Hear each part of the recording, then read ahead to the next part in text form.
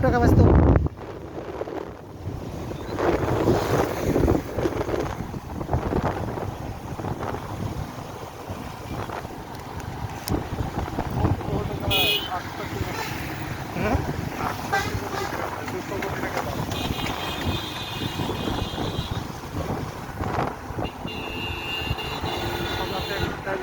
সকাল থেকে লাইন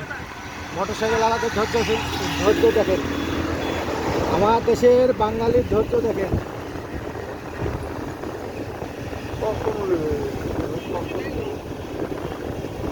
ভাই রে ভাই আর কষ্ট সহ্য হয়েছে না রে তেল গেলে পুরাইয়া আবেগ কি আটক এয়ারপোর্ট থানার তেল পাম্পের অবস্থা